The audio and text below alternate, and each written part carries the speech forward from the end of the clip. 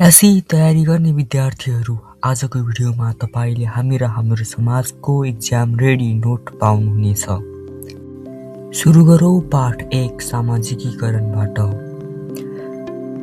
सामाजिकीकरण 1 प्रश्न नम्बरमा रहेको छ, सामाजिकीकरण भनेको के हो?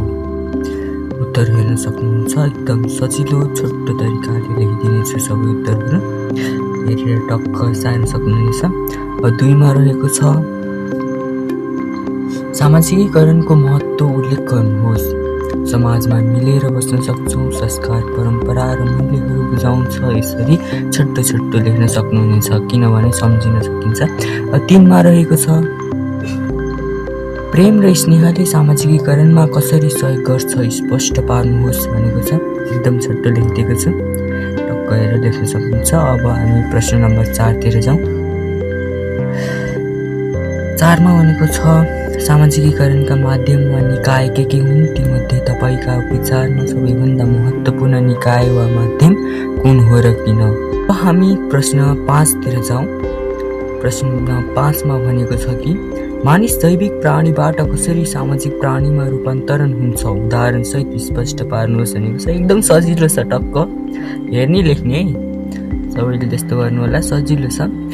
अब चाहिँ प्रश्न 6 तिर जाउँ हामी। 6 मा भनेको छ, तपाईले आफ्नो घर छिमेकमा कस्ता सामाजिकीकरणका अभ्यास गर्नुभएको छ? ती अभ्यासले सामाजिकीकरणको विकास गर्न कसरी मद्दत पुर्याएको छन् लेख्नुहोस् भनेको छ। अब यो पाठ सकिएको छ। अब हामी पाठ 2 तिर जाऊँ। रेडी?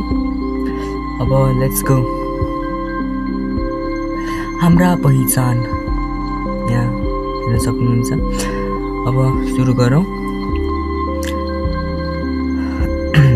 हाम्रो पहिचान के हुन्? पहिचानको महत्त्व उल्लेख गर्नुहोस् भनेको छ। यो मैले अहिले तपाईहरुलाई सजिलो हुन्छ भनेर अर्कै तरिकाले देखाएको छु। प्रश्न 2 तिर, अब यो पहिचान आफूलाई चिनाउने आधार हो, उदाहरण सहित स्पष्ट पार्नुहोस् भनेको छ। एकदम सजिलो तरिकाले लेखेको छु हैन। 3 मा रहेको छ, यौनिक तथा लैङ्गिक अल्पसंख्यकको पहिचान र समानताको लागि के गर्नुपर्छ भनेको छ। सजिलो पोइन्ट्समा लेखिदिने छु कि म। 4 मा, अपंगता भएका व्यक्तिको पहिचान र अवसर वृद्धि गर्ने स्थानीय सरकारले के कार्यक्रम गर्न सक्छ भनेको छ। अब पाठ 3 मा रहेको छ, विविधतामा एकता। सुरु गरौँ। 3टा भन्दा छैनन् यसमा। 1 मा रहेको छ, विविधतामा एकता नेपालको विशेषता भन्ने के हो स्पष्ट पार्नुहोस् भनेको छ। यो सजिलो छ, हेरेर टक्क लेख्न सक्नुहुन्छ। बुझेर लेख्नु होला हैन, बुझे त अब यो हेर्न नि परेन, बुझेर नजाने हैन। 2 मा रहेको छ, नेपाल विविधताबाट भरिएको देश हो भन्ने भनाइलाई उदाहरण सहित पुष्टि पार्नुहोस् भनेको छ। उत्तर हेर्न सक्नुहुन्छ। उदाहरणहरू छोटो मिठो लेख्दै छु म। अब 3 मा रहेको छ, विविधतामा एकताको महत्त्व उल्लेख गर्नुहोस्। यो नि सजिलो छ, एन्सर पनि सजिलो छ। अब हामी जाउँ। अब सकिएको छ हैन। अब अर्को लेसनतिर जाउँ, हाम्रो राष्ट्रिय गौरव। अब प्रश्न यस्ता रहेको छ। अब सुरु गरौँ।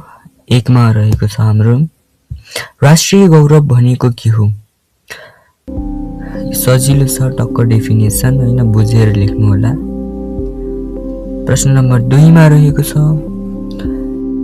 नेपाल एक बहुसांस्कृतिक राष्ट्र हो किन? नेपालमा विभिन्न जाति छन्, यसरी टक्क मिलाएर लेख्नु होला। अब चाहिँ हामी जाउँ प्रश्न 3 तिर।